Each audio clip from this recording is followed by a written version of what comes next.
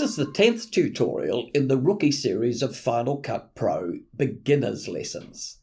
And this lesson is going to explain the magnetic timeline and connected clips. Use your My First Edit project or follow from here with the completed Lesson 9. Click the eye above to access Lesson 1, which has the details on how to download the course material.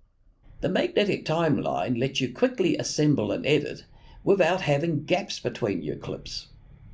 If you're used to working with other video editing software like Premiere and Avid, the magnetic timeline could be confusing to you, but this video will clear that up. iMovie upgraders will be at home with the magnetic timeline, but you'll not have been able to use more than one connected clip. So now you'll be able to see how to create that split screen effect that you've been trying to do in iMovie. The most important thing to know about the magnetic timeline is how other tracks work with it, or to be more concise, how they connect with it. In Premiere or Avid, you'd have been used to tracks being separate and independent. In Final Cut and iMovie, the primary storyline has the other tracks linked to it as connected clips. First, let's see what the magnetic timeline does. Click on the 120 clip in the timeline and drag to the right.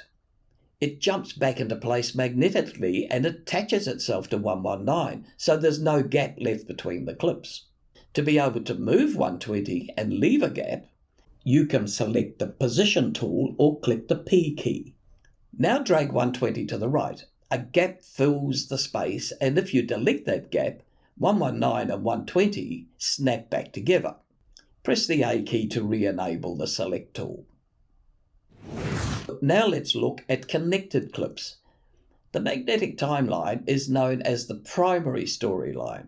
You can also add video, audio and stills above that primary storyline as connected clips for things like that split screen effect I mentioned. Let's look at adding some photos as connected clips. I'll use the 3 photos from the download. You could also use stills or video from your computer's photo app, as you saw in Lesson 2 importing. Let's connect these above the 120 clip.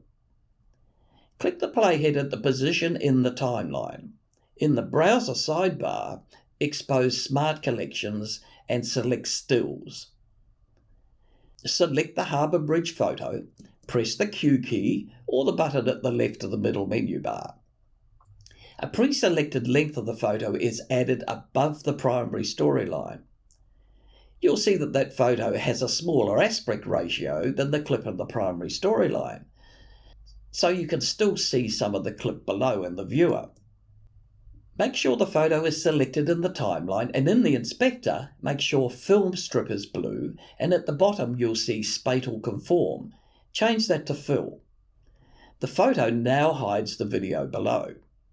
To prove that, with the photo still selected, press the V key, and this disables the photo from view. Press the V key again to re-enable. As the word suggests, connected clips are linked to the primary storyline. This connection point is a minute blue line. If you move the primary storyline or delete it, the connected clip goes with it. So it's important that you know how to change where that link is positioned. If you drag the photo to the left over the 119 clip, now try to move 119, the photo tries to move with it. If you look hard, you'll see that the blue link connecting the photo has moved to 119 when you move the photo. So to link it back to 120 without moving the photo's position, hold the Command and Option key and click the photo above the 120 clip. The blue connection point moves to the place you clicked. And a tip, no matter how many connected clips you have stacked above each other, they always connect to the main storyline and not to the clip below, as you might think. And when you've got a number of connected clips together, you can attach them together so that they become their own storyline with the magnetic effect. Select both the Opera House clips and drag them above the storyline. They both need an aspect ratio change, so select Fill in the inspector, as you did before. Now deselect them in the timeline and you can move each independently. But to keep them together, select both of them and press Command+G. A grey bar appears above both clips. If you try to move either of them independently, they stick together. Click on the grey bar and they stay together when you move it. The real advantage of this storyline is that you can shorten and lengthen each clip and have it stay as a magnetic storyline. Click on the edit point between the clips and shorten, and watch the magnetic effect. Finally, let's look at stacking connected clips above each other to create a split screen effect. Select and drag 3 photos above the storyline. Position them above each other and make sure that F16 is on top of the stack. Place the playhead over the 3 clips. The F16 photo's got a transparent background, so you're seeing through it to the clip below. Now make sure that the second clip is selected. It should have a yellow outline. Right-click in the viewer and select Transform and move the clip to the right. Select the third stacked clip and move that to the left.